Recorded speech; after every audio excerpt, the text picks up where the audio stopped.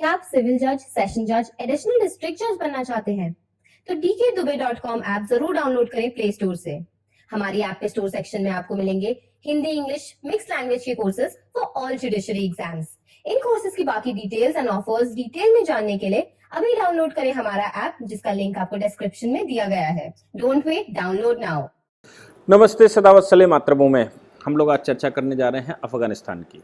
अफ़गानिस्तान में जो अभी नया अपडेट आया है, वो अपडेट अपने आप में एक अजीबो-गरीब टाइप का है।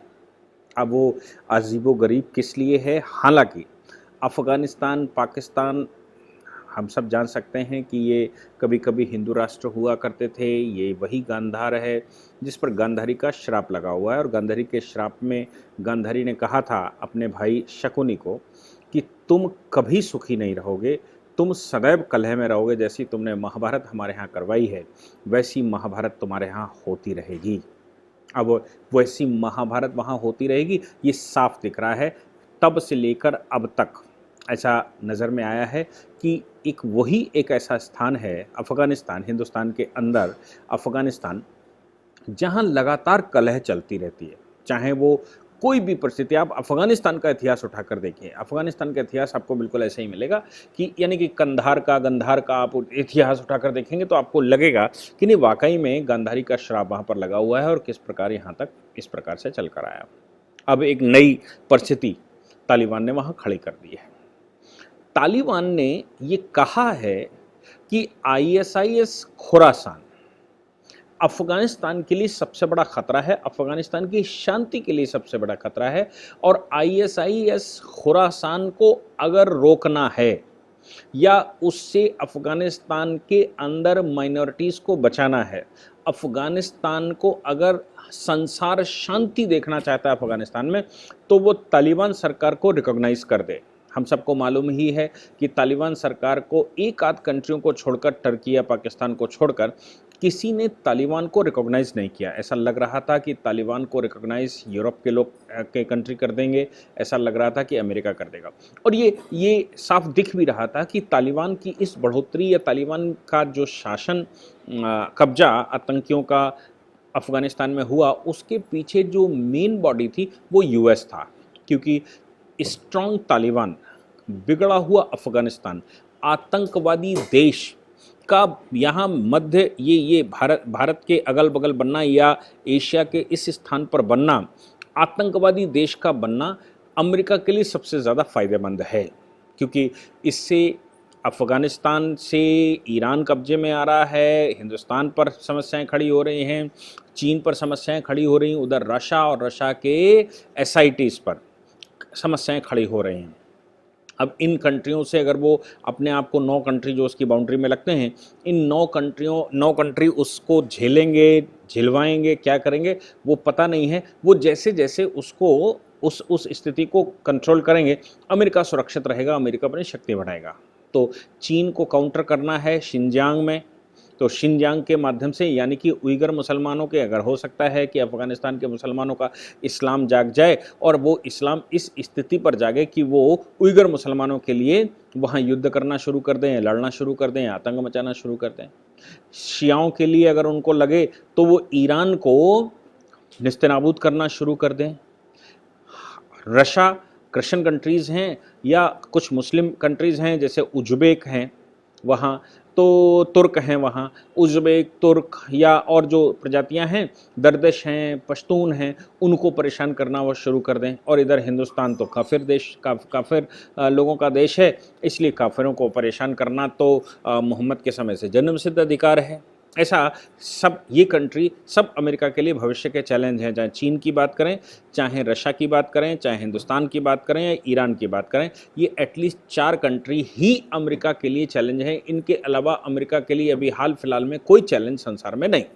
इन चारों को अगर कोई परेशान कर सकता है तो वो कोई एक इनके बीच में आतंकी देश कर सकता है। इसलिए ऐसा भी माना गया कि अमेरिका ही इस सब घटना के पीछे है। खैर, लेकिन संसार दूसरी तरफ चल दिया है, तो अमेरिका अकेला तो कुछ नहीं कर सकता, इसलिए वो रिकॉग्नाइज भी नहीं कर सकता। क्यों? क्योंकि अगर रिकॉग्नाइज करेगा तो आतंक के विरुद्ध उसका जो लड़ाई वड़ाई की बात करता रहता है, दुनिया भर के ड्रामे फैलाता रहता है, उसमें उसको समस्या होने वाली है। और अगर वो रिकॉग्नाइज नहीं करता है तो फिर तालिबान को भी समस्या होने वाली है। तो तालिबान का कहना है कि जो हमारा समझौता था वो समझौता आप तोड़ रहे हैं, और उनका कहना है कि जो दोहा समझौता हमारा था वो भी आप तोड़ रहे हैं। मतलब वो भी कह रहे हैं कि आप समझौता तोड़ रहे हैं क्योंकि हमने तो सत्ता परिवर्तन करने के लिए तुम्हारे हाथों से तय किया था और वो सीक्रेट हमारा समझौता था, लेकिन वो समझौता तो सीक्रेट था। उस समझौते पर किसी भी प्रकार से इंटरनेशनल प्रेशर नहीं हो सकता। क्यों? क्योंकि वो कोई इंटरनेशनल समझौता नहीं था, वो एक गुपचुप समझौता था जो दोनों तरफ से बयानबाजी उस समझौते को तोड़ने ना तोड़ने या अच्छा खराब के विषय में कहते रहते हैं। अब सवाल ये आता है कि तालिबान विश्व के ऊपर दबाव बनाना चाहता है, और दबाव ये बनाना चाहता है कि वो आईएसआईएस खुरासान से परेशान है, और आईएसआईएस खुरासान ज़्यादा कंट्रियों को परेशान करेगा। जैसे खुरासान, आप समझ सकते हैं कि खुरासान मॉडल क्या है। खुरासान मॉडल के तहत हिंदुस्तान, अफगानिस्तान, तुर्किस्तान यानी कि आज का शिनजियांग, या ऊपर उज्बेकिस्तान, तजाकिस्तान, इधर पाकिस्तान और उधर ईरान का बहुत बड़ा हिस्सा, ये सब मिलकर एक क्षेत्र बनाते हैं जिसको खुरासान मॉडल कहते हैं, जिसको खुरासान कहते हैं। अब खुरासान भी इस्लामिक स्टेट बनाना चाहते हैं वो। और अब आपको बता दूं कि खुरासान कहाँ तक जाता था। खुरासान जाता था मंगोलिया तक। मंगोलिया से मतलब है कि शिनजियांग होते हुए इनर मंगोलिया, अपर मंगोलिया और ऊपर का क्षेत्र। तो आप सोच सकते हैं कि अगर लोगों ने स्वप्न सजा लिया है कि अब हम इस्लामिक शासन स्थापित करके रहेंगे, इस्लामिक स्टेट बनाकर रहेंगे, और अब वो कहते हैं इस्लामिक स्टेट खुरासान बनाकर रहेंगे, यानी कि खुरासान का पूरा क्षेत्र। आप जाएंगे तो कश्मीर के अंदर अगर कुछ मुस्लिमों के घर में आपने कभी प्रवास किया हो, या अफ़गानिस्तान में कुछ मुसलमानों के घर में प्रवास किया हो, या दिल्ली में भी वो चीज़ें आपको देखने को मिल जाती, तो आपको ऊपर एशिया का वो हिस्सा जो उज्बेकिस्तान, तुर्कमेनिस्तान, तुर्किस्तान, ये सबको मिलाकर, या उइगरों का जो शिनजियांग है, और ऊपर मंगोलिया है, इधर ईरान है, इधर पाकिस्तान है, हिंदुस्तान का ऊपर का हिस्सा जिसको आप जम्मू-द्वीप कहते हैं, ये सब कुछ मिलाकर एक हरे कलर का वो नक्शा बनाते हैं और अपने घरों में टांग कर रखते हैं। ये संकल्प लेते हैं कि हम ये जो इस्लामिक स्टेट है, हम इतने में इस्लामिक शासन बनाकर रहेंगे, ये हमारे इस्लामिक शासकों का क्षेत्र है। तो उनका कहना है तालिबानियों का कि अगर इस्लामिक स्टेट खुरासान डेवलप हो गया तो वो इन पड़ोसी कंट्रियों को भी परेशान करेगा, इसलिए आप लोग हमें रिकॉग्नाइज कर दीजिए, हम केवल अफगानिस्तान में रहेंगे, हम अफगानिस्तान के बाहर नहीं सोचते, हम केवल अफगानिस्तान के अंदर सोचते हैं। ऐसा मुल्ला बरादर के साथ भी भारत की जब वार्ता चल रही थी तो मुल्ला बरादर भी अफगान तालिबान अपने आप को कहता था, और ये कहता था कि हम तालिबान का मतलब हम केवल अफगानिस्तान के बाहर बिल्कुल नहीं, लेकिन खुरासान अफगानिस्तान के बाहर भी अपने आप को एस्टेब्लिश करता है और अफगानिस्तान को भी अपना मानता है। अब खुरासान वहाँ पर गुरुद्वारे पर उसने हमले कर दिए, खुरासान वहाँ पर मुस्लिमों पर हमले कर रहा है, खुरासान वहाँ पर और लोगों पर हमले कर रहा है। एक शिया मस्जिद को पूरा का पूरा उड़ा दिया, 47 लोग इबादत करते हुए मारे गए। आप सोच सकते हैं कि 47 लोग नमाज पढ़ते हुए मारे गए हों, लेकिन वो शिया, सबके सब शिया थे क्योंकि वो शिया मस्जिद थी। अब शिया मस्जिद में मारे गए, इसलिए संसार के किसी भी सुन्नी कंट्री ने, संसार के किसी भी, चाहे हिंदी मुसलमान हो चाहे उइगर मुसलमान, किसी ने भी उसको कंडेम नहीं किया, क्योंकि शियाओं का मरना तो तय है। अगर हम कहें कि ये दूसरे समुदायों को मारना है जिनको काफिर कहते हैं, काफिरों से पहले शियाओं को मारना है, ऐसा सुन्नियों का अपना संकल्प है। तो अब आईएसआईएस खुरासान ने क्या, ये मुझे लगता है कि आईएसआईएस खुरासान और तालिबान आपस में मिले हुए हैं अंदर अंदर, क्योंकि खुरासान ने जब शियाओं को मारना शुरू किया तो अभी 12 वफात के दिन, आप सोच सकते हैं कि किस दिन, जिस दिन मोहम्मद का जन्म हुआ। ऐसा कहते हैं कि मोहम्मद का जन्म हुआ तो रोशनी करी गई, रात में रोशनी करी गई कि भाई मोहम्मद आ रहे हैं, तो इसलिए रोशनी का त्यौहार रात में मनाया जाता है, दिन में 12 वफात मनाया जाता है। कहीं कहीं तो जुलूस भी निकाला जाता है, जुलूस मोहम्मदरी, ये अपनी शक्ति दिखाने के लिए, ताकत दिखाने के लिए हम कितने शक्तिशाली हैं, हम कितने लोग हैं। तो वो जो ये 12 वफात का दिन है, जिस दिन से इस्लाम के पैगंबर का जन्म हुआ, इस पैगंबर ने ही सारे संसार को एक सूत्र में एक कॉन्सेप्ट दिया। पैगंबर के जन्मदिन के दिन शियाओं को जड़ से ख़त्म कर देंगे, ऐसा आईएसआईएस खुरासान ने आह्वान किया। उन्होंने कहा कि शिया इस संसार के लिए ठीक नहीं है, इसलिए हम शुरुआत अफ़गानिस्तान से कर रहे हैं। अफ़गानिस्तान में एक भी शिया को हम जीवित नहीं रहने देंगे। शियाओं के साथ समझौता नहीं करना है, शियाओं को सिर्फ मारना है। शियाओं के मरने के बाद ही इस्लाम का शुद्धिकरण हो सकता है। अब आप सोच सकते हैं कि सुन्नियों ने, यानी कि जो ISIS खुरासान है, उसने शिया विहीन, अब शिया तो ऐसा कहा जाता है कि उनके नवासे के परिवार से हैं, मोहम्मद के नवासे के परिवार से। मोहम्मद का सगा संबंधी तो कोई बचा नहीं था। मोहम्मद के सगे संबंधियों में उनकी बेटी फातिमा और उनके पति अली, यही दो बचे थे।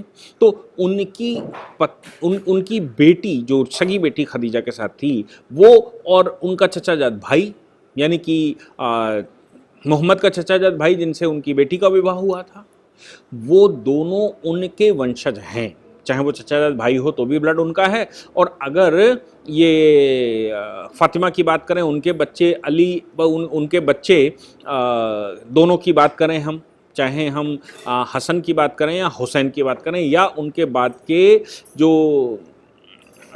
उनको वंश चलाने वाले जो भी आगे परिवार के लोग हुए उनकी बात करें, तो वो ही अपने आप को शिया क्लेम करते हैं। हालांकि ये कहा जाता है कि वो मोहम्मद के वंशज हैं, मोहम्मद का ब्लड शियाओं में है, ऐसा शिया क्लेम करते हैं। लेकिन ईरान एक ऐसा देश है जहाँ पर कभी सुन्नी सारे हुआ करते थे, लेकिन वहाँ के बादशाह ने 16वीं सदी के शुरू होते ही एक शिया मॉडल अडॉप्ट किया था और कहा था हम सब शिया हो जाएंगे। तो ईरान उस समय, ईरान बहुत पुराना शिया नहीं है, ईरान आज से 600 वर्ष पहले शिया हुआ, पूरा का पूरा शिया हो गया। क्यों? क्योंकि वहाँ के शासक ने यह आह्वान किया कि हम जब शिया हो जाएंगे तो शिया एक बफर स्टेट बन जाएगी, चारों ओर सुन्नियों का जो ओटोमन एम्पायर था या कुर्दिश एम्पायर था, उसके बीच में शिया, यानी कि जो सुन्नी हैं, जो सुन्नी ईरान के हैं, वो सुन्नियों ने भी शिया धर्म स्वीकार कर लिया। अब शिया संप्रदाय जब उन्होंने स्वीकार कर लिया तो आप सोच सकते हैं कि ये परिवर्तन हो सकता है। पाकिस्तान में भी कुछ ऐसा ही हुआ था। पाकिस्तान में जनरल के सामने, जब पाकिस्तान नया नया बना, तो वहाँ पर एक टैक्स लगाया गया और उस टैक्स को ज़कात कहा गया। ये कहा गया कि भाई ज़कात सब लोग जमा करेंगे और ज़कात जमा करके ये मस्जिदों का निर्माण और ये सब होगा। शियाओं ने कहा ज़कात जमा करने का हमारे यहाँ कोई कॉन्सेप्ट नहीं है। तो जनरल से शिया लोग जाकर मिले तो उन्होंने कहा कि भाई शियाओं के लिए माफ़ है, क्योंकि शियाओं के यहाँ कोई इस तरह का ज़कात का कॉन्सेप्ट नहीं है। तो उस समय टैक्स से बचने के लिए एक बड़ी आबादी पाकिस्तान की, उसने अपने आप को शिया घोषित कर दिया और ऐसा शिया घोषित किया कि उन्होंने कहा कि हम भाई सब शिया हैं, इसलिए हम टैक्स से, इस ज़कात नाम के टैक्स से बाहर हैं। तो आप सोच सकते हैं कि ज़कात नाम के टैक्स से बाहर होने के लिए सुन्नी शिया बन गए। अब सुन्नी शिया इन देशों में बन जाएं ये स्वाभाविक है। क्यों?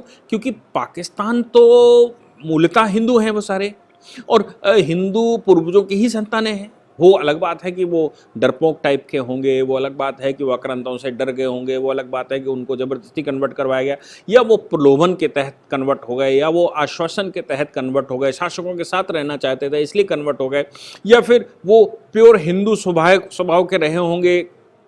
और हिंदू स्वभाव क्या, किसी की पूजा पाठ में कोई फ़र्क नहीं पड़ता कौन किसकी पूजा करता है, ये हिंदुओं को मतलब ज़्यादा नहीं होता था। अभी तो देश की सुरक्षा का मतलब है, इसलिए ध्यान रखना पड़ता है, लेकिन उस समय नहीं रखा जाता था। तो मुझे लगता है कि इसलिए वो कन्वर्ट हो गए होंगे। हिंदुस्तान में भी कुछ ऐसा ही रहा होगा, क्योंकि शिया का कोई भी यहाँ पर तो आया नहीं, तो फिर कैसे हुआ, नहीं, ये बहुत सारा विषय में बहुत बार इस पर बहुत सारे डिस्कशन कर चुका हूँ। लेकिन जो चल रहा है, बर्फवाद के दिन पैगंबर के नवासों के परिवार के लोगों की हत्या करने का आह्वान, क्या पैगंबर ऊपर बैठे ये नहीं सोचते होंगे कि ये किस प्रकार के मेरे फॉलोवर तैयार हो गए हैं, ये क्या सोचकर मेरे फॉलोवर किस रास्ते पर चल दिए हैं और क्यों इस रास्ते पर चल दिए हैं? क्या ऐसा ही करने के लिए इस्लाम का मैंने प्रचार प्रसार किया था? क्या ये ही करने के लिए कि मेरे ही अपने वंशजों की हत्याएं कर दी जाएं, मेरे जो ब्लड से अपने आप को मानते हैं मेरे नवासों की हत्या कर दी जाए, मेरे परिवार की, मेरे वंश की हत्या कर दी जाए? क्या इसलिए ही ये मैंने इस्लाम को प्रचार प्रसार किया था या इसको स्थापित किया था या मुसलमान बनाए थे? ये सब प्रश्न हैं। आज के दिन तो ज़रूर वो पृथ्वी की तरफ देख ही रहे होंगे। अगर ऐसे कोई पैगंबर का कोई अंतरात्मा होगी या कोई ऊपर से वो झांक झोंक के देखने का कोई चक्कर होगा, ये ऊपर से देखते होंगे। मुझे तो मुस्लिम कॉन्सेप्ट के बारे में पता नहीं है कि वो ऊपर से जाकर भी नीचे का कोई कॉन्सेप्ट है कि नहीं है, लेकिन अगर होगा हिंदुओं की तरह कि हम मानते हैं कि हमारे पूर्वज पितर ऊपर से देखते हैं कि नीचे क्या चल रहा है, हमारे परिवारों में, हमारे फॉलोवर्स में क्या चल रहा है, वो अगर देखते होंगे तो मोहम्मद को भी लज्जा आती ही होगी कि आखिर क्या चल रहा है, ये कैसा खुरासान है, ये कैसा अफ़गानिस्तान है, ये कैसा ईरान है, ये कैसे हमारे फ़िरके बन गए, वो फ़िरके कैसे लड़ रहे हैं और कितने लड़ रहे हैं। इसका मतलब ये हो गया, इससे अच्छा तो ये होता कि ये लोग जो मेरे आकर्षण की वजह से या मेरे सिद्धांतों की या मेरे कुछ कृत्यों की तरह मेरी सुन्नत की वजह से इस्लाम कबूल कर गए या किसी प्रकार से इस्लाम कबूल कर गए, इससे अच्छा तो ये होता कि अपने मूल स्वभाव में चले जाते, यहाँ से वापस जाते तो कम से कम मारकाट तो रुक जाती, कम से कम ये मारपीट तो ना करते, कम से कम ये हत्याएं तो ना करते। क्या इन हत्याओं को करने के लिए ही अल्लाह ने लोगों को जन्म दिया है? और अगर अल्लाह इस्लाम कन्वर्ट करना चाहता था या अल्लाह कोई धर्म परिवर्तन करना चाहता था तो अल्लाह उनको बच्चे पैदा करता, बाकियों के बच्चे रोक देता, और कुछ ना कुछ वो ऊपर से कर रहा है। अल्लाह इतना कमज़ोर नहीं है कि वो नीचे बंदे उसके जो अपने आप को बंदे कहते हैं वो मार काट करेंगे। ये सब ऊपर वाला पहले से कर भेजता, या फिर इन लोगों को जो ज़मीन पर हैं उनको ऊपर वाले पर विश्वास नहीं है कि वो भी कुछ कर सकता है, इसलिए वो सोचते होंगे ऊपर जाने वाले लोग कि काश ये ऐसा ना हुआ होता, काश ये संप्रदाय ही ना बना होता, काश मेरे जाने के बाद इसको सही से रेगुलेट किया गया होता, विश्व शांति के लिए इस्तेमाल किया गया होता, ये तो अपने मूल स्वभाव में, मूल धर्म में वापस चले जाएं, इससे अच्छा कुछ नहीं हो सकता। Thank you very much. जय हिंद, जय भारत, वंदे मातरम।